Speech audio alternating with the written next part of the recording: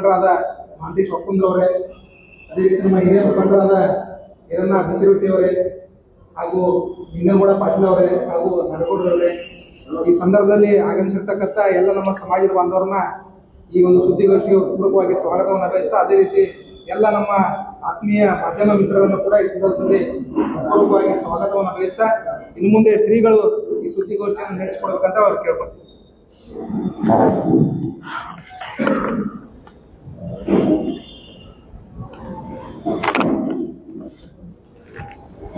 ನಮ್ದು ಲೈವ್ ಮಾಡ್ಕ ಯಾರು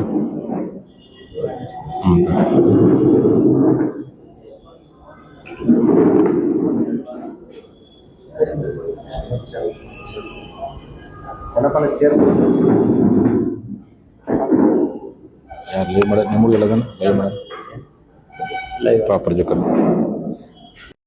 ಮಾಧ್ಯಮದ ಬಂಧುಗಳೇ ಮತ್ತು ದೃಶ್ಯ ಮಾಧ್ಯಮದ ಬಂಧುಗಳೇ, ನಿಮ್ಗೆಲ್ಲರಿಗೂ ಮತ್ತು ಈ ಒಂದು ಮಾಧ್ಯಮ ಗೋಷ್ಠಿಯಲ್ಲಿ ಭಾಗವಹಿಸಿರ್ತಕ್ಕಂಥ ನಮ್ಮ ಸಮಾಜದ ಜಿಲ್ಲಾ ಯುವ ಅಧ್ಯಕ್ಷ ಆಗಿರ್ತಕ್ಕಂಥ ಶಿವನಗೌಡ ಪಾಟೀಲರು, ನಗರ ಅಧ್ಯಕ್ಷ ಆಗಿರ್ತಕ್ಕಂಥ ಶಿವಾನಂದ ತಂಬಾಕಿ ಅವರು, ಯುವ ಧುರಂಡ ಆಗಿರ್ತಕ್ಕಂಥ ಮಾಂತೇಶ್ ಒಪ್ಪಂದವರು, ಪ್ರಚಾರ ಸಮಿತಿ ಅಧ್ಯಕ್ಷರಾದ ರಾಸವ ಪಾಟೀಲರು, ರಾಮದುರ್ಗ ತಾಲೂಕು ಅಧ್ಯಕ್ಷ ಆಗಿರ್ತಕ್ಕಂಥ ನಮ್ಮ ಗೌಡಪ್ಪ ನಾಡಗೌಡರು, ರಾಮದುರ್ಗ ತಾಲೂಕು ಯುವ ಘಟಕ ಅಧ್ಯಕ್ಷ ಆಗಿರ್ತಕ್ಕಂಥ ನಮ್ಮ ನಿಂಗನಗೌಡ ಪಾಟೀಲರು, ನಮ್ಮ ಯಮಕನಮರಡಿ ಮತಕ್ಷೇತ್ರದ ಸಮಾಜದ ಮುಖಂಡರಾಗಿರ್ತಕ್ಕಂಥ ನಮ್ಮ ಬಿಸಿರೊಟ್ಟಿಯವರು, ಈ ಒಂದು ಸಭೆಯಲ್ಲಿ ಭಾಗವಹಿಸಿರ್ತಕ್ಕಂಥ ನಮ್ಮ ಮಹಾನಗರದ ಗೌರವ ಅಧ್ಯಕ್ಷ ಆಗಿರ್ತಕ್ಕಂಥ ರಾಜು ಮುಗ್ದಮ್ ಅವರು ಮತ್ತು ನಮ್ಮ ಜಿಲ್ಲಾ ರೈತ ಮೋರ್ಚಾ ಅಧ್ಯಕ್ಷ ಸುರೇಶ್ ಹೊಸಪೇಟೆಯವರು, ಒಟ್ಟಾರೆ ಭಾಗವಹಿಸಿರ್ತಕ್ಕಂಥ ಎಲ್ಲ ಮಾಧ್ಯಮದವರಿಗೂ ಸಮಾಜದ ಬಂಧುಗಳಿಗೂ ನಿಮಗೆಲ್ಲರಿಗೂ ಶರಣಾರ್ಥಿಗಳು. ಇವತ್ತು ವಿಶ್ವ ರೈತ ದಿನಾಚರಣೆ ಇರೋದ್ರಿಂದ ಮೊದಲನೇದಾಗಿ ರೈತ ದಿನಾಚರಣೆಗೆ ಶುಭಾಶಯವನ್ನು ಈ ಸಂದರ್ಭದಲ್ಲಿ ಅರ್ಪಣೆ ಮಾಡ್ತಾ, ಮಾಧ್ಯಮದ ಬಂಧುಗಳೇ, ಪಂಚಮಸಾಲಿ ಸಮಾಜಕ್ಕೆ 2A ಮೀಸಲಾತಿ ಮತ್ತು ಲಿಂಗಾಯತರಿಗೆ OBC ಮೀಸಲಾತಿಗಾಗಿ ಡಿಸೆಂಬರ್ 11 ನಡೆದಂಥ ಐತಿಹಾಸಿಕವಾದಂಥ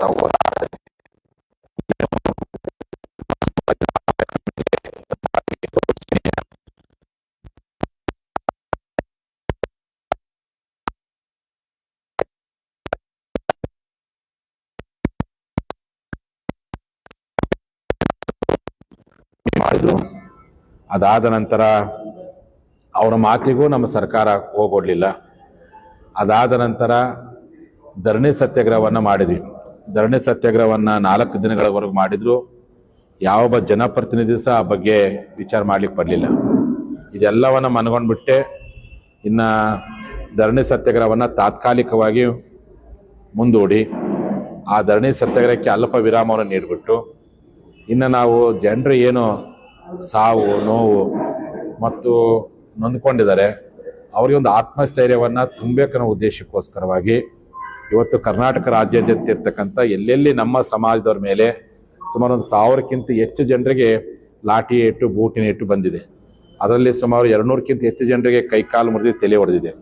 ಹಾಗಾಗಿ ಅವರೆಲ್ಲರ ಮನೆಗಳಿಗೂ ಸ್ವತಃ ನಾವೇ ಹೋಗ್ಬಿಟ್ಟು ಕೈಲಾದಷ್ಟು ಅವರಿಗೆ ಸಾಕಾರ ಮತ್ತು ಆತ್ಮಸ್ಥೈರ್ಯವನ್ನು ತುಂಬುವಂಥ ಹಿನ್ನೆಲೆಯೊಳಗೆ ಪ್ರತಿಯೊಬ್ಬರಿಗೂ ಸಹ ಇವತ್ತು ಬಸವರಕ್ಷೆ ಎನ್ನುವಂಥ ಪ್ರಮಾಣ ಪತ್ರವನ್ನು ಕೊಡೋದ್ರ ಮೂಲಕವಾಗಿ ಈ ಹೋರಾಟದಲ್ಲಿರ್ತಕ್ಕಂಥ ಜನರ ಇತಿಹಾಸ ಉಳಿಬೇಕೆನ್ನುವಂಥ ಹಿನ್ನೆಲೆಯೊಳಗೆ ಶ್ರೀಪೀಠದಿಂದ ಅವರಿಗೆಲ್ಲರಿಗೂ ಬಸವರಕ್ಷೆ ಪತ್ರವನ್ನು ಕೊಡೋದ್ರ ಮೂಲಕವಾಗಿ ಇವತ್ತು ಬೆಳಗಾವಿಯಿಂದನೇ ನಮ್ಮ ಸತ್ಯಾಗ್ರಹವನ್ನು ಇಲ್ಲೇ ಮೊಟ್ಟುಗೊಳಿಸಿದ್ವಿ. ಇವತ್ತು 23ನೇ ತಾರೀಕು ವಿಶ್ವ ರೈತ ದಿನಾಚರಣೆ. ಇಲ್ಲಿಂದನೇ ಇವತ್ತು ರಾಜ್ಯಾದ್ಯಂತ ಯಾವುದೇ ಹಳ್ಳಿಯಲ್ಲಿ, ಅದು ಮೈಸೂರಿನಾಗಿರ್ತಕ್ಕಂಥ ಹಳ್ಳಿಯಾಗಿರ್ತಕ್ಕಂಥ ಒಬ್ಬ ವ್ಯಕ್ತಿ ಹೊಡೆದಾರೆ ಮತ್ತು ನಮ್ಮ ಗುಲ್ಬರ್ಗ ಜಿಲ್ಲೆಯ ಆಳಂದ ತಾಲೂಕಿನ ಒಬ್ಬ ವ್ಯಕ್ತಿ ಹೊಡೆದಾರೆ. ಅಲ್ಲಿವರೆಗೂ ಸಹ ಈ ಕಡೆ ಬೆಳಗಾವಿ ಜಿಲ್ಲೆ ಒಟ್ಟಾರೆ ಕರ್ನಾಟಕ ರಾಜ್ಯದ ಯಾವುದೇ ಮೂಲೆಯಲ್ಲಿ ಯಾವುದೇ ವ್ಯಕ್ತಿಗೆ ಅನ್ಯಾಯ ಆಗಿರಲಿ, ಅವರು ಸ್ವತಃ ನಾನೇ ಹೋಗ್ಬಿಟ್ಟು ಅವ್ರಿಗೆ ಆತ್ಮಸ್ಥೈರ್ಯ ತುಂಬುವಂತಹ ನಿಮ್ಮೊಂದಿಗೆ ನಾವಿದ್ದೀವಿ ಅನ್ನುವಂಥ ಭರವಸೆಯನ್ನು ಕೊಡುವಂಥ ಒಂದು ಹೋರಾಟಕ್ಕೆ ಇವತ್ತು ನಮ್ಮ ಬೆಳಗಾವಿ ನಗರದಲ್ಲಿ ಚಾಲನೆ ಕೊಡಲಾಗ್ತಿದೆ. ಕೆಲವೇ ನಿಮಿಷಗಳಲ್ಲಿ ಅದಕ್ಕೆ ಚಾಲನೆ ಕೊಡ್ತೀವಿ. ಅದಾದ ನಂತರ ನಮ್ಮ ಜನರು ಸಹ ಇವತ್ತು ನಮ್ಮ ಜನ್ಮದಿನದ ಪ್ರಯುಕ್ತ ನಾವೆಲ್ಲಿ ಸಹ ಆಡಂಬರ ಮಾಡಬೇಡ್ರಿ, ಅದು ಪ್ರಯುಕ್ತವಾಗಿ ನೀವು ಬ್ಲಡ್ ಕೊಡ್ರಿ ಅಂತ. ಯಾವ ರೀತಿಯಲ್ಲಿ ಬ್ಲಡ್ ಅಪ್ಪ ಅಂತಂದರೆ ನಮ್ಮದು ಘೋಷವಾಕ್ಯ ಇದೆ, ರಕ್ತವನ್ನು ಚಲಿಸಿದ್ದೀರಿ ಮೀಸಲಾತಿಯನ್ನು ಪಡೆದೇ ಮಡಿಯುತ್ತೆ ಅನ್ನುವಂಥ ಘೋಷವಾಕ್ಯದೊಂದಿಗೆ ಇವತ್ತು ಕರ್ನಾಟಕಾದ್ಯಂತ ಎಲ್ಲ ನಮ್ಮ ಪಂಚಮಸಾಲಿ ಯುವ ಘಟಕ ಮತ್ತು ಪಂಚಸೇನೆಯ ಕಾರ್ಯಕರ್ತರು ರಾಜ್ಯಾದ್ಯಂತ ಸ್ವಯಂ ಸ್ಫೂರ್ತಿಯಿಂದ ರಕ್ತದಾಸೋಹ ಶಿಬಿರವನ್ನು ಇವತ್ತು ಮಾಡ್ತಾ ಇದ್ದಾರೆ. ಆಗ ಆ ಒಂದು ಕಾರ್ಯಕ್ಕೂ ಇವತ್ತು ಚಾಲನೆಯನ್ನು ಕೊಡಲಾಗ್ತಿದೆ. ಇದಾದ ನಂತರ ಈ ಹೋರಾಟವನ್ನ ಈಗಾಗಲೇ ಮುಖ್ಯಮಂತ್ರಿಗಳ ಅಧಿವೇಶನದಲ್ಲಿ ನನಗೆ ಮಾತಾಡಿದು ಇನ್ಮೇಲೆ ನಮ್ಮ ಮೀಸಲಾತಿನ ಕೊಡಕ್ಕಾಗಲ್ಲ ಅಂತೇಳಿ ಅವತ್ತು ಉದ್ದಟತನ ಪ್ರದರ್ಶನ ಮಾಡಿದ್ದಾರೆ. ಆ ಕಾರಣಕ್ಕೋಸ್ಕರವಾಗಿ ನಾವು ಅವ್ರ ಹತ್ರ ಕೇಳೋದು ಅವಶ್ಯಕತೆ ಇಲ್ಲ.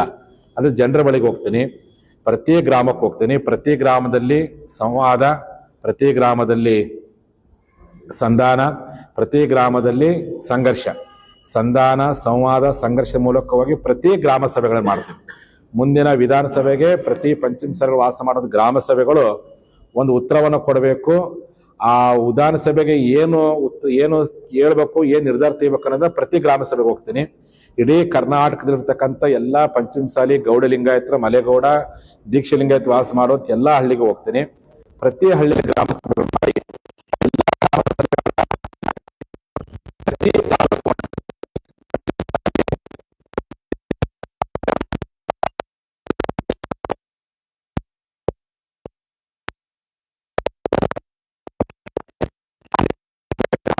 ಮಾಡಬೇಕು ಅಂತೇಳಿ ನಾಳೆ ಜನವರಿ 14ನೇ ತಾರೀಕು ಕೂಡಲ ಸಂಗಮದಿಂದ ಆ ಪ್ರತಿಜ್ಞಾ ಕ್ರಾಂತಿ ಅಭಿಯಾನವನ್ನ ಈಗಾಗಲೇ ಶುರು ಮಾಡಲಾಗಿದೆ. ಅವತ್ತು ಯಡಿಯೂರಪ್ಪರ ಸರ್ಕಾರದಲ್ಲಿ ಪ್ರತಿಜ್ಞಾ ಪಂಚಾಯತ್ ಅಭಿಯಾನವನ್ನ ಶುರು ಮಾಡಿದೆ, ಮಲೆ ಮಹದೇಶ್ವರ ಬೆಟ್ಟದಿಂದ ಬಸವ ಕಲ್ಯಾಣದವರೆಗೂ. ಈಗ ಮತ್ತೆ ಪ್ರತಿಜ್ಞಾ ಕ್ರಾಂತಿ ಅಭಿಯಾನವನ್ನ ಪ್ರತಿ ಹಳ್ಳಿಯಲ್ಲಿ ಮಾಡಿ ಪ್ರತಿ ತಾಲೂಕು ಮಟ್ಟದಲ್ಲಿ ಸಭೆಗಳನ್ನು ಮಾಡೋದ್ರ ಮೂಲಕವಾಗಿ ಜನರು ಏನು ಹೇಳ್ತಾರೆ, ಜನರು ಏನು ಸಲಹೆ ಕೊಡ್ತಾರೆ, ಅದೆಲ್ಲ ಸಲಹೆಗಳನ್ನ ಕ್ರೋಢೀಕರಣ ಮಾಡಿಕೊಂಡು ನಾವು ಮುಂದೆ ಏನ್ ತೀರ್ಮಾನ ತೆಗಿಬೇಕು ಅನ್ನೋದು ಸಹ ಘೋಷಣೆ ಮಾಡುವಂತ ಪ್ರಯತ್ನ ಮಾಡ್ಲಾಗ್ತಿದೆ ಅನ್ನುವಂಥ ಮಾತನ್ನ ಈ ಸಂದರ್ಭ ಹೇಳಕ್ಕೆ ಇಚ್ಛೆ ಪಡ್ತಾ, ಈ ನಡುವೆ ಏನು ಸರ್ಕಾರದವರಿಗೆ ನಾವು ಹೇಳಿದ್ವಿ, ಯಾವ ಪೊಲೀಸ್ ಅಧಿಕಾರಿಗಳು ನಮ್ಮ ಮೇಲೆ ಲಾಠಿ ಚಾರ್ಜ್ ಮಾಡಿದ್ದಾರೆ ಅವ್ರು ಕೂಡಲೇ ಸಸ್ಪೆಂಡ್ ಮಾಡ್ರಿ ಅಂತೇಳಿ. ಅದು ದುರಂತ ಅಂದ್ರೆ ಅವರು ಸಸ್ಪೆಂಡ್ ಮಾಡಲಿಲ್ಲ. ಸಸ್ಪೆಂಡ್ ಮಾಡೋದು ಬಿಟ್ಟು ನಿನ್ನೆ ದಿವಸ ಯಾವ ADGP ಲಾಂಡ್ ಆರ್ಡರ್ ಅನ್ನುವಂಥ ಒಬ್ಬ ವ್ಯಕ್ತಿ ಸಸ್ಪೆಂಡ್ ಮಾಡೋದು ಬಿಟ್ಟು ಅವ್ರಿಗೆ 10,000 ರೂಪಾಯಿ ಬಹುಮಾನ ಕೊಡ್ತಾನೆ ಅಂತ ಹೇಳಿ ಪ್ರವೋಕ್ ಮಾಡುವಂತ, ಪ್ರಚೋದನೆ ಮಾಡುವಂತ ಕಾರ್ಯ ಮಾಡೋದು ಇಡೀ ಕರ್ನಾಟಕಾದ್ಯಂತ ಪಂಚಮಸಾಲಿ ಅದು ಖಂಡಿಸ್ತೇವೆ. ಇಡೀ ಸೋಷಿಯಲ್ ಮೀಡಿಯಾದಲ್ಲಿ ನಮ್ಮ ಜನ ವಿರೋಧ ಮಾಡಿದ್ದಾರೆ. ನೀವು ಈಗಾಗಲೇ ನಮ್ಮ ಜನಕ್ಕೆ ನೀವು ಬಿನ್ ಡ್ರೆಸ್ ಮೇಲೆ ಹೊಡೆದಿದ್ದು ಮಾಡಿದ್ದು ಕಾನೂನ ಪ್ರಕಾರವಾಗಿ ಯಾವುದೇ ರೀತಿಯಾಗಿರ್ತಕ್ಕಂಥ ಮಾರ್ಗಸೂಚಿಗಳು ಇಲ್ಲಾರ್ದೇನೆ ನೀವು ಏಕೈಕಿ ಲಾಠಿ ಏಟ್ ಮಾಡಿದ್ರಿ. ಈಗಲೇ ನಮ್ಮ ಜನ ಹೊಂದ್ಕೊಂಡಿದ್ದಾರೆ. ಇಂತಹ ಸಂದರ್ಭದಲ್ಲಿ ನಮಗೆ ಹೊಡೆದಿರ್ತಕ್ಕಂಥ ವ್ಯಕ್ತಿಗೆ 10,000 ರೂಪಾಯಿಗಳ ಬಹುಮಾನ ಕೊಡ್ತೀವಿ ಅಂತೇಳಿ ಇವತ್ತು ಪೊಲೀಸ್ ಹಿರಿಯ ಅಧಿಕಾರಿಗಳು ನಿನ್ನೆ ಘೋಷಣೆ ಮಾಡಿದ್ದು ಪ್ರತಿಯೊಬ್ಬ ವಾಟ್ಸಪ್ ಅಲ್ಲಿ ಇವತ್ತು ಬಂದಿದೆ. ನಮ್ಮ ಜನರು ಬಹಳ ನೋವಾಗಿದೆ. ಈ ರೀತಿಯಾಗಿ ಅಂದ್ರೆ ಪಂಚಮಸಾಲಿಗಳಿಗೆ ಹೊಡೆದ್ರೆ 10,000 ರೂಪಾಯಿ ಕೊಡ್ತೀರಿ, ಅದೇ ಮತ್ತೊಂದು ಧರ್ಮದವರಿಗೆ ಏನಾದ್ರು ನೀವು ಅನ್ಯಾಯ ಮಾಡಿದ್ರೆ ಅವ್ರು ಏನು ಮಾಡಿಲ್ಲ ಅಂತೇಳಿ ನೀವು ಈ ರೀತಿಯಾಗಿ ನಿರ್ಲಕ್ಷ್ಯ ಮಾಡುವಂಥದ್ದು ಎಲ್ಲೇ ಒಂದ್ ಕಡೆ ನಮ್ಮ ಸಮಾಜದವರು ನಿಮಗೆ ಶತ್ರುಗಳಂತ ಕಾಣಿಸ್ತಾ ಇದೆ. ನಮ್ಮ ಸಮಾಜದ ಬಗ್ಗೆ ನಿಮಗೆ ಕಳಕಳಿ ಎನ್ನುವಂತ ಒಂದು ವಾತಾವರಣ ಇವತ್ತು ಸೃಷ್ಟಿಯಾಗಿದೆ. ಆ ಕಾರಣಕ್ಕೋಸ್ಕರ ನಮ್ಮ ಜನ ನೊಂದ್ಕೊಂಡಿದ್ರೆ ಅದ್ರ ಬಗ್ಗೆ ನಾವು ಪ್ರತಿಕ್ರಿಯೆ ಕೊಡೋಕ್ ಹೋಗಲ್ಲ. ಈಗಾಗಲೇ ಸರ್ಕಾರದವರು ಯಾವಾಗ ಕ್ರಮ ಕೈಗೊಳ್ಳಿಲ್ಲೋ, ಮುಖ್ಯಮಂತ್ರಿ ಯಾವಾಗ ಕ್ಷಮೆ ಕೇಳಿಲ್ಲೋ, ಇದನ್ನು ಮನಗೊಂಡ್ಬಿಟ್ಟು ನಮ್ಮ ಸಮಾಜದ ಎಲ್ಲ ವಕೀಲರು ಕೂಡಿ ಕರ್ನಾಟಕ ಹೈಕೋರ್ಟ್ಗೆ ಅಂದ್ರೆ ಧಾರವಾಡದ ಹೈಕೋರ್ಟ್ಗೆ ಮೊನ್ನೆ ನ್ಯಾಯಾಲಯದ ಮೊರೆ ಹೋಗಿ ನಾವೆಲ್ಲ ಸಮಾಜ ವತಿಯಿಂದ ನ್ಯಾಯಾಲಯದ ಮೊರೆ ಹೋಗಿದ್ವಿ. ಮೊನ್ನೆ 20ನೇ ತಾರೀಕು ನ್ಯಾಯಾಲಯದಲ್ಲಿ ನಮ್ಮ ಏಕ ಸದಸ್ಯ ಪೀಠದ ಜಡ್ಜ್ ಇವತ್ತು ಒಂದು ಸರ್ಕಾರಕ್ಕೆ ಒಂದು ನೋಟಿಸ್ ಜಾರಿ ಮಾಡಿದ್ದಾರೆ. ಇಡೀ ಹೋಮ್ ಡಿಪಾರ್ಟ್ಮೆಂಟ್ ಇರ್ತಕ್ಕಂಥ ಯಾವ ಪೊಲೀಸ್ ಅಧಿಕಾರಿಗಳು ನಮ್ಮ ಮೇಲೆ ಹಲ್ಲೆ ಮಾಡಿದ್ದಾರೆ ಅವ್ರ ಮೇಲೆ ನೋಟಿಸ್ ಜಾರಿ ಮಾಡಿದ್ದಾರೆ. ಹಾಗಾಗಿ ನನಗೆ ವಿಶ್ವಾಸ ಐತಿ ಸರ್ಕಾರದವರು ಅವ್ರ ಮೇಲೆ ಕ್ರಮ ಕೈಗೊಳ್ಳಿಲ್ಲ. ಇದು ಮಾನವೀಯತೆ ಕಗ್ಗೋಲೆಯಾಗಿದೆ, ಮಾನವ ಹಕ್ಕುಗಳ ಉಲ್ಲಂಘನೆ ಆಗಿದೆ. ಅದು ನ್ಯಾಯಾಲಯದ ಮೂಲಕವಾಗಿ ಯಾರು ನಮಗೆ ಹೊಡೆದಾರ, ಯಾರು ನಮಗೆ ಅನ್ಯಾಯ ಮಾಡ್ಯಾರ ಅವ್ರ ಮೇಲೆ ನ್ಯಾಯಾಂಗ ತನಿಖೆ ಮಾಡಬೇಕು ಮತ್ತು ನಮ್ಮ ಸಮಾಜಕ್ಕೆ ನ್ಯಾಯ ಒದಗಿಸ್ಕೊಡ್ಬೇಕು ಎನ್ನುವಂಥ ಹಿನ್ನೆಲೆ ಒಳಗೆ ಇವತ್ತು ನಮ್ಮ ಸಮಾಜದ ಮುಖಂಡಗಳು ನಾವೆಲ್ಲರೂ ಸಹ ಇವತ್ತು ಅರ್ಜಿ ಹಾಕಿದ್ವಿ. ಆ ಪ್ರತಿವಾದಿಗಳನ್ನಾಗಿ ಗೃಹ ಇಲಾಖೆ ಎಲ್ಲ ಆಫೀಸರ್ಗಳು ಮಾಡಿದ್ದಾರೆ. ನಮ್ಮ ಪರವಾಗಿನೇ ಬೆಂಗಳೂರಿನ ಪ್ರಭು ನಾವುದ್ಗೆ ಎನ್ನುವಂಥ ಒಬ್ಬ ಹಿರಿಯ ವಕೀಲರು ಮತ್ತು ಅವರ ಮಗಳು ಮತ್ತು ನಮ್ಮ ಧಾರವಾಡದ ಅಡ್ವೊಕೇಟ್ ಪರಿಷತ್ತಿನ ಪೂಜಾ ಸೌದತ್ತಿ ಅವರು ಇವತ್ತು ವಕಾಲತ್ತು ವಹಿಸಿ ನಿನ್ನೆ ದಿವಸ ಅದನ್ನ ಇಟ್ಟಕ್ಕಿದ್ದಾರೆ. ನಮಗೆ ನ್ಯಾಯಾಲಯದಲ್ಲಿ ವಿಶ್ವಾಸ ಇದೆ. ಅದು ಒಂದು ರೀತಿ ಹೋರಾಟವನ್ನು ವಕೀಲರ ಪರಿಷತ್ನವರು ಕೂಡ ಅವ್ರು ಮಾಡ್ತಾರೆ. ಅದೇ ತರನಾಗಿ ಮತ್ತೆ ನಮ್ಮೆಲ್ಲ ವಕೀಲರ ಪರಿಷತ್ನವರು ಇವತ್ತು ಹ್ಯೂಮನ್ ರೈಟ್ ಕಮಿಷನ್ಗೂ ಅರ್ಜಿ ಹಾಕಬೇಕು ಅಂತೇಳಿ ಬೆಳಗಾವಿ ವಕೀಲರು ಅವರು ತೀರ್ಮಾನ ಮಾಡಿದ್ದಾರೆ. ಹೀಗೆ ನಮ್ಮ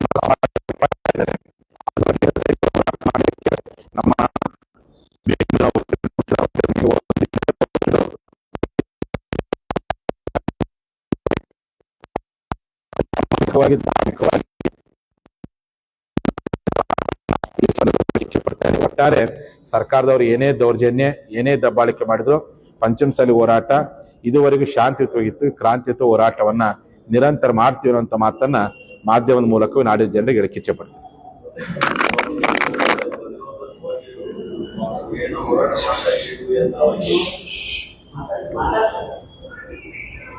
ಇರುವೆ ರಿಸರ್ವೇಶನ್ ಸಲುವಾಗಿ ಒಂದು ಹೋರಾಟ ನಡೀತಾ ಇದೆ. 15 ಮಾಡ್ತಾ ಇದ್ದೀವಿ, ಅವ್ರು ಹೇಳ್ತಾ ಇದ್ದೀವಿ.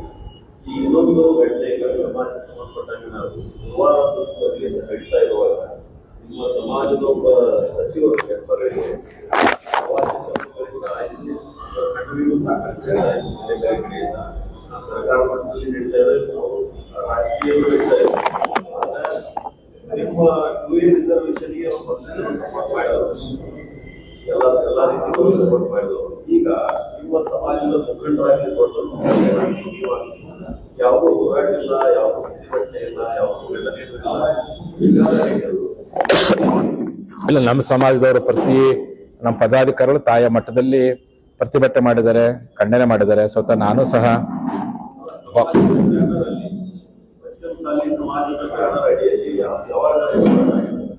ಅಲ್ಲ, ಎಲ್ಲ ಕಡೆ ಖಂಡನೆ ಮಾಡಿದ್ದಾರೆ. ಮತ್ತು ನಾನು ಸಹ ಆ ಕೊಪ್ಪಳ ಮತ್ತು ಧಾರವಾಡದ ಮಾಧ್ಯಮಗೋಷ್ಠಿಯಲ್ಲಿ ಖಂಡನೆ ಮಾಡಿದ್ದೀನಿ. ನಮ್ಮ ಸಮಾಜದವರು ದಾವಣಗೆರೆ, ಚಿತ್ರದುರ್ಗ ಮತ್ತು ಮೂಡಲಗಿ ಭಾಗದಲ್ಲಿ ಅವರು ಸಹ ಖಂಡನೆ ಮಾಡಿದ್ದಾರೆ. ನಿರಂತರ ಖಂಡನೆ ಮಾಡಕತ್ತಾರೆ. ಅವ್ರು ಹೆಂಗೆ ಟೈಮ್ ಸಿಗ್ತೈತಿ ಆ ಪ್ರಕಾರ ಖಂಡನೆ ಮಾಡಕತ್ತಾರೆ.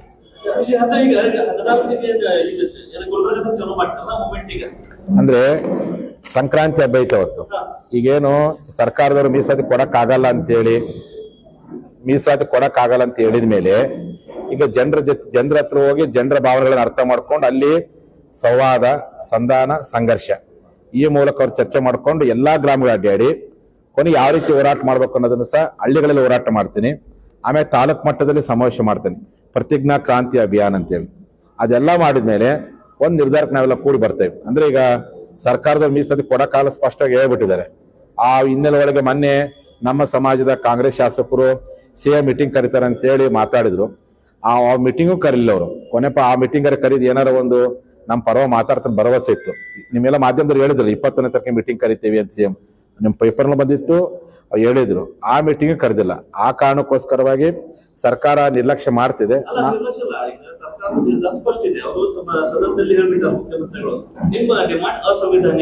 ಹೌದೌದು.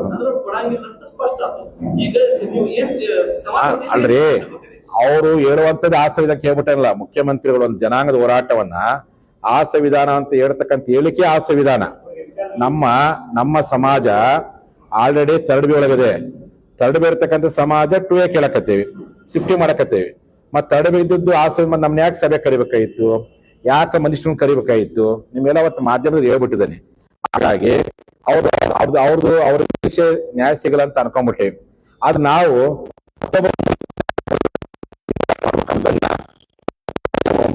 ಗ್ರಾಮ ಸೇವೆ ಮಾಡಿಕೊಂಡು ಪ್ರತಿ ತಾಲೂಕು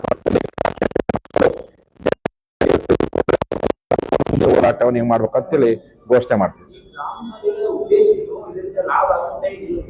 ಈಗ ಪ್ರತಿ ಗ್ರಾಮಕ್ಕೆ ಹೋಗ್ತೇನೆ, ಸರ್ಕಾರ ನಮಗೆ ಲಾಠಿ ಹೊಡೆದೈತಿ, ಬೂಟ್ ನೆಟ್ ಹೊಡೆದೈತಿ, ನಿಮ್ ಕೈಕಾರ್ ಮುಡ್ದಾರ, ಕಾಲ್ ಮುಡ್ದಾರ, ಈ ಹೋರಾಟ ಹೆಂಗ್ ಮಾಡ್ಬೇಕಪ್ಪ ಅವ್ರು ಸಲಹೆ ಕೇಳ್ತೇನೆ, ನಮ್ದು ಅಭಿಪ್ರಾಯ ಕೇಳ್ತೇನೆ. ಒಂದು ಔಟ್ಪುಟ್ ಒಂದು ಬರುತ್ತೆ ಎಲ್ಲ ಕಳ್ಳಿಗೆ ಹೋದಾಗ ಹಿಂಗ್ ಮಾಡ್ಬೇಕು ಸ್ವಾಮೀಜಿ ಅಂತೇಳಿ. ಕೊನೆ ತಾಲೂಕ್ ಮಟ್ಟದಲ್ಲಿ ಸಮಾವೇಶ ಮಾಡ್ತೇನೆ. ಆ ಎಲ್ಲಾ ಕರ್ನಾಟಕದಲ್ಲಿರ್ತಕ್ಕಂಥ ಪಂಚಮಸಾಲಿಗಳೇ ವಾಸ ಮಾಡುವಂತ ಸುಮಾರು 200 ವಿಧಾನಸಭಾ ಕ್ಷೇತ್ರಕ್ಕೂ ಭೇಟಿ ಕೊಡ್ತೇನೆ. ಅದೆಲ್ಲ ಕ್ರೋಢಿ ಕೊಡ್ಕೊಂಡು ಒಂದ್ ತೀರ್ಮಾನ ಮಾಡಿದ್ರೆ ಯಾವ ರೀತಿ ಹೋರಾಟ ಮಾಡ್ಬೇಕು ಅಂತೇಳಿ. ಅಲ್ಲ, ಪ್ರತಿ ತಾಲೂಕು ಪ್ರತಿ ವಿಧಾನ ಕ್ಷೇತ್ರಕ್ಕೆ ಹೋಗ್ತೇನೆ. ಎಲ್ಲಾ ಕಡೆ ಹೋಗಿ ಜನರ ಭಾವನೆ ಅರ್ಥ ಅವ್ರು ಸ್ವಾಮಿ ಹಿಂಗ್ ಹೋರಾಟ ಮಾಡ್ಬೇಕು, ಈ ತರ ಮಾಡ್ಬೇಕು ಅಂತೇಳಿ ಯಾವ ರೀತಿ ಜನರು ಸಲಹೆ ಕೊಡ್ತಾರೋ ಆ ಸಲಹೆ ಆದ್ರ ಮೇಲೆ ಮುಂದಿನ ಹೋರಾಟವನ್ನ ರೂಪಿಸ್ಬೇಕಂತೇಳಿ ಈಗ ಪ್ರತಿ ಹಳ್ಳಿಗೆ ಹೋಗ್ಬೇಕಂತ ತೀರ್ಮಾನ ಮಾಡಿ. ನಿಮಗೆ ಎಷ್ಟು ಕಾಳಜಿ ಇದೆಯೋ ನಿಮ್ಮ ಸಮಾಜದ ಶಾಸಕರಿಗೆ ಎಷ್ಟು ಕಾಳಜಿ ಇಲ್ಲ ಅಂತ ನನಗೆ ಅನಿಸ್ತದೆ. ಜನಪ್ರತಿನಿಧಿ ಅಲ್ಲ, ಅವ್ರಿಗೆ ಯಾಕೆ ಕಾಳಜಿ ಹಂಗೆ ಹೇಳ್ತಾರೆ. ಮೇಲ್ಮನೆ ಕೆಳಮನೆ ಎರಡು ಕಡೆ ಚುನಾವಣೆ, ಎರಡು ಕಡೆ ಸರ್ಕಾರದ ಉತ್ತರ ಬಂತು.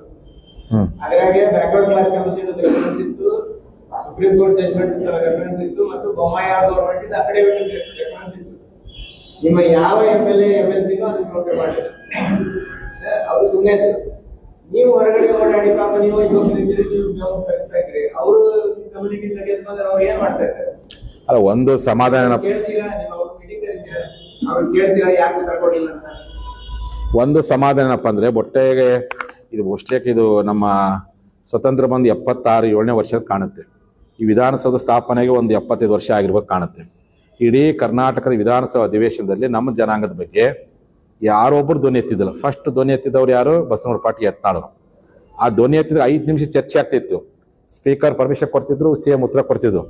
ನನಗೆ ಅದೇ ಒಂದು ದೊಡ್ಡ ಖುಷಿಯಾಗಿತ್ತು, ಏನಪ್ಪ ಇಷ್ಟಾರ ಮಾತಾಡೋದು. ಬಟ್ ಈ ಸರಿನಾಯ್ತು, ಈ ಹೋರಾಟ ನಡೆದಾಗ ಒಂದು ದಿನ ಕಂಪ್ಲೀಟ್ ಆಗಿ ನಮ್ಮ ಸಮಾಜದ ಶಾಸಕರು, ಅನ್ಯ ಸಮುದಾಯದ ಶಾಸಕರು, ಪ್ರತಿಪಕ್ಷ ನಾಯಕ R ಅಶೋಕ್ ಅವ್ರು ಮೊದಲು ಮಾಡಿಕೊಂಡು ನಮ್ಮ ಸಮಾಜದ 3-4 ಜನ ಶಾಸಕರು ಜೋರ ಧ್ವನಿ ಎತ್ತಿದ್ದಾರೆ. ನಮ್ಮ ಸಮಾಜಕ್ಕೆ ನೀವು ಲಾಠೇಟ್ ಕೊಟ್ಟಿದ್ದು, ಮೀಸಲಾತಿ ಕೊಡಲ್ಲ ಅಂದಿದ್ದು ತಪ್ಪು, ಸಂವಿಧಾನ ವಿರೋಧ ಶಬ್ದ ಬಳಸಿ ತಪ್ಪು ಅಂತೇಳಿ ಮಾತಾಡಿದರೆ, ನಮ್ಮ MLC ಅಸೆಂಬ್ಲಿ ಮೇಲ್ಮನೆಯೊಳಗೆ ಸಹ ನಮ್ಮ ಸಮಾಜ ವಿಧಾನ ಪರಿಷತ್ ಸದಸ್ಯರು ಸಹ ನಮ್ಮ ಪರ ಧ್ವನಿ ಎತ್ತಿದ್ದಾರೆ. ಕೆಲವರು ಯಾಕೆ ಧ್ವನಿ ಎತ್ತಾರಪ್ಪ ಅಂದ್ರೆ, ಎಲ್ಲಿ CM ಅವರು ಗ್ರ್ಯಾಂಡ್ ಕೊಡ್ತಾರ ಇಲ್ವೋ, ಎಲ್ಲಿ ನನ್ನ ಮಂತ್ರಿ ಮಾಡ್ತಾರ ಇಲ್ವೋ, ಎಲ್ಲಿ ನಿಗಮ ಮಂಡಳಿ ತೆಗಿತಾರ, ಸಹಜ ಅದು, ಮನುಷ್ಯನ ಆಸೆ ಇದ್ದಿರುತ್ತೆ. ಉಳಿಯೋರ ಬಗ್ಗೆ ಕೇಳ್ಕೊಳ್ಳು. ಈ ಕೊನೆ ಪಕ್ಷ 4-5 ಜನ ಅದು ನಮ್ಮ ಇಡೀ 1,30,00,000 ಪಂಚಮಸಾಲಿಗಳ ಪರವಾಗಿ ಇಡೀ ಒಂದು ದಿವಸ ಅಧಿವೇಶನ ಧ್ವನಿ ಎತ್ತಿದ್ರು. ಬಹುತೇಕ ಇಷ್ಟು ಒಂದು ಜನಾಂಗದ ಬಗ್ಗೆ ಯಾವ ಸರ್ಕಾರದಲ್ಲಿ ಚರ್ಚೆ ಆಗಿಲ್ಲ. ಅಷ್ಟು ಮಟ್ಟಿಗೆ ಸರ್ಕಾರದ ಸಭಾಧ್ಯಕ್ಷರು ಚರ್ಚೆ ಮಾಡ್ಲಿಕ್ಕೆ ಅವಕಾಶ ಕೊಟ್ಟರು. ನಮ್ಮ ಶಾಸಕರು ವಿಧಾನಸೌಧದಲ್ಲಿ ಗುಡುಗುವಂತ ಪ್ರಯತ್ನ ಮಾಡಿದ್ರು. ಒಂದು ಒಳ್ಳೆ ಅಂದ್ರೆ ಸಮಾಧಾನ ಅಂದ್ರೆ ಕೊನೆಯ ಪಕ್ಷ ಧ್ವನಿ ಎತ್ತುವಂತ ಕೆಲಸ ಮಾಡಿದ್ರೆ ನಿಮ್ ಗಮನ ಕೇಳಕ್ಕೆ ಇಚ್ಛೆ ಪಡ್ತೇನೆ. ಬಹಳ ಸಂತೋಷಗಳಾಗಿದ್ದೀವಿ. ಹಾ, ಅವತ್ತು ಇಡೀ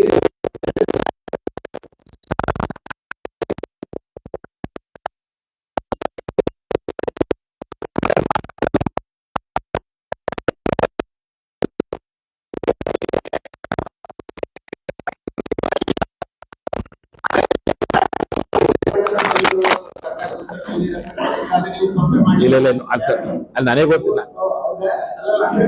ಅವ್ರ ಮೇಲೆ ನಿಗರಾಣಿ ಇರ್ಬೇಕು ಬೇಡ?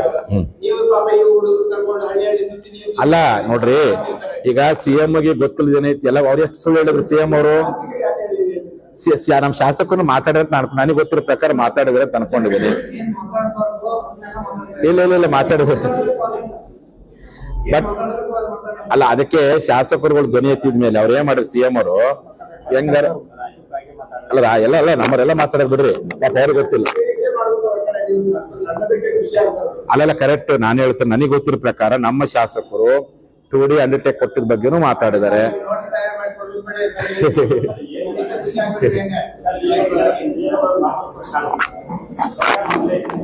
ನಮ್ಮ ಸರ್ಕಾರದಲ್ಲಿ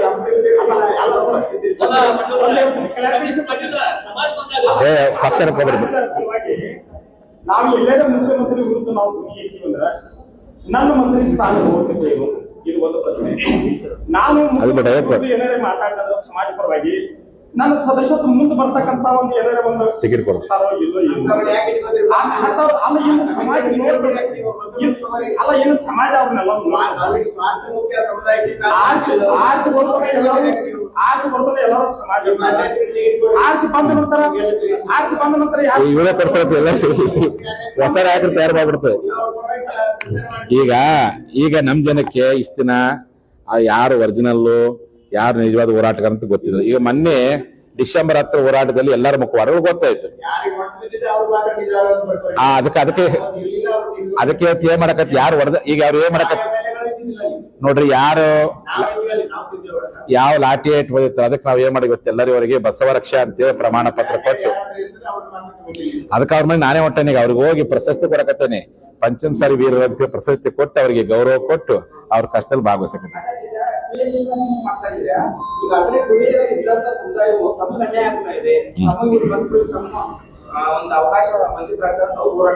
ನೋಡ್ರಿ ಟೂವೇದಾಗಿರ್ತಕ್ಕಂಥವ್ರು ಎಷ್ಟೇ ಕೇಳ್ತಾರೆ, ಎಷ್ಟೇಗಿರ್ತಕ್ಕಂಥ ಎಷ್ಟೇ ಕೇಳ್ತಾರೆ. ಥರ್ಡ್ ಬೇರೆ ಟೂ ಕಾಮನ್ ಅದು.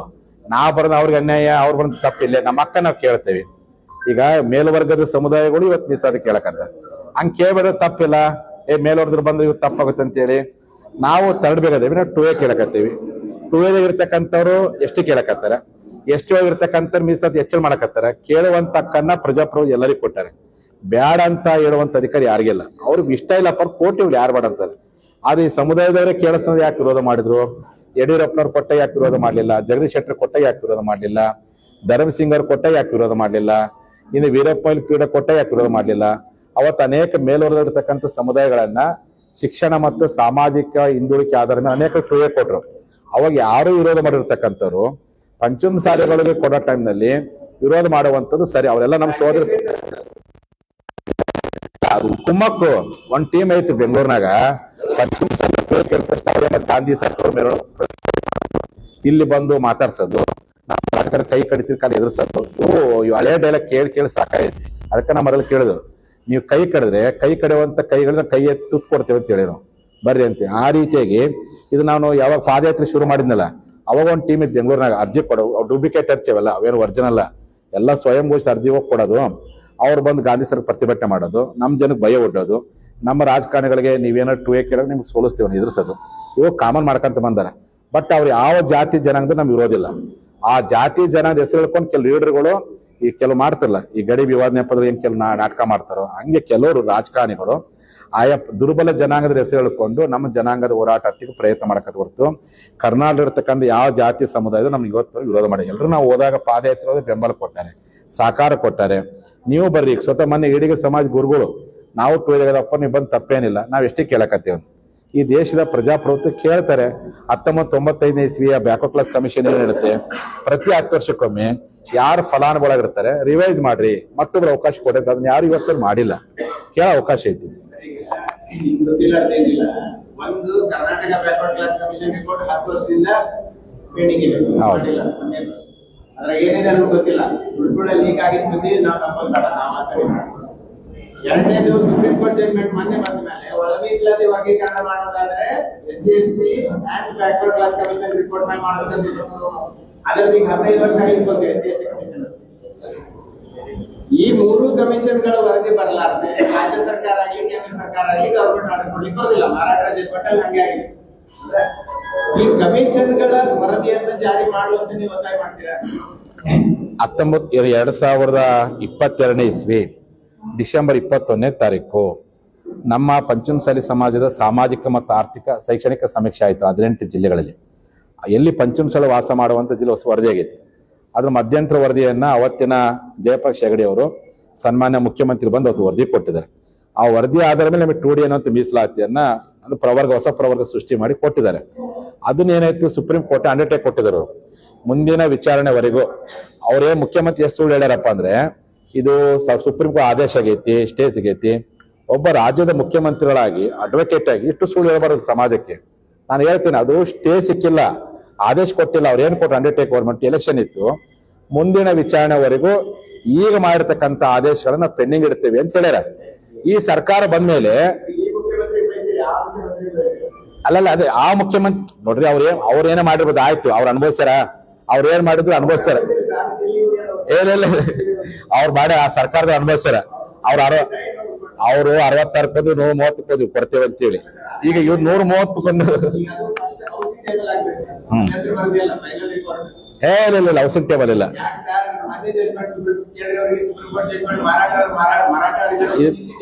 ಒಂದ್ ನಿಮಿಷ ತಡ್ರಿ, ನಾವು ಕೇಳ್ತಿರೋದು ಸೆಂಟ್ರಲ್ ಗೌರ್ಮೆಂಟ್ ನಾಗ ಇರತಕ್ಕಂತ ಮೀಸಲಾತಿ ಅಲ್ಲ. ಇಲ್ಲ ನನಗೆ ಗೊತ್ತಿರೋ ಪ್ರಕಾರ 2016 ಇಸ್ವಿ ನೋಟಿಫಿಕೇಶನ್ ಇತ್ತಲ್ಲ, 2022 ಇಸ್ವಿ